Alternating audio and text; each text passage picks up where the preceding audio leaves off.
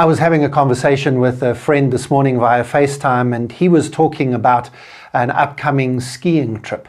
And I kind of said to him, upcoming, when were you planning to do this?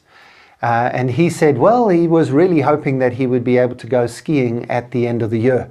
And I realized that there are way too many of my friends who just haven't fully thought this thing through. I suppose it's the curse of being a futurist. That's my job. I don't predict the future, but I do track trends and I do analyze data for a living. And I can tell you that even if we come out of lockdown in the next few weeks, and we will come out of lockdown in the next few weeks, we will phase our way out of lockdown. And there is not a single chance that the world will get anywhere near back to normal before we have a vaccine. And even after we have a vaccine, which by the way is 12 to 18 months away, a vaccine is only going to come sometime in the middle of 2021. And even when we have a vaccine ready, we still have to produce enough and ship it around the world and give it to everybody before we can even think about getting back to normal again. So maybe my friend might be able to go skiing at the end of 2021. But in 2020, I highly doubt it. One of the things that's going to take the longest to come back after we've dealt with the initial crisis is international airline travel. We are going to have to continue social distancing even after the crisis is over, even after our lockdown periods have finished. We're going to have to keep 2 meters, 6 feet apart from other human beings as much as possible, limiting the contact that we have with other human beings as much as possible for 12 to 18 months. We really do need to get this into our heads.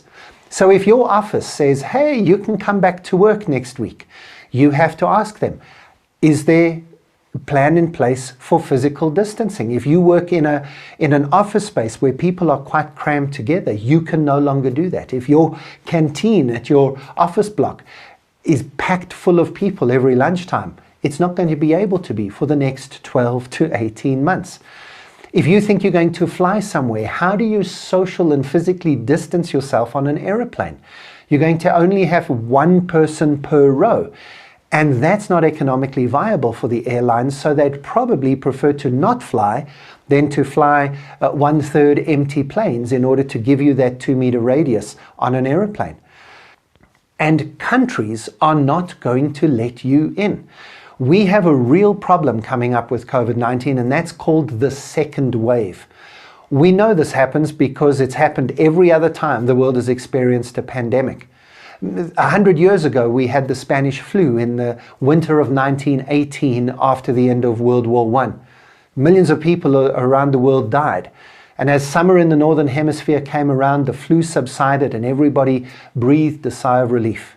So then in October, November, and December 1919, as winter came back again in the Northern Hemisphere, the flu came back again and millions more people died. We have a distinct possibility of a second wave in some countries. China's already beginning to battle. South Korea are already beginning to see a little bit of uptick in a second wave. And that's because people are not practicing social distancing. So the whole point I'm trying to make to you, and I hope I got this across to my friend who thinks he's going skiing sometime this year, is that the world is not going back to normal anytime soon. Even if lockdown ends fairly soon, and it probably will, we are going to have to live in a really different world for the next few months until we get that vaccine. It's going to change how your office is set up, what public transport looks like. It's going to continue to make sure that we don't travel internationally as countries restrict your access and put you under quarantine if you cross over a border. It's going to affect our schools and our hotels and our restaurants and our shopping malls, and pretty much everything you imagine you are going back to is going to look very, very different in the next 12 to 18 months. Please start getting your head around the fact that this world is a very different world. We haven't just had a short holiday, a few weeks at home, and then we go back to how things were. Everything has changed.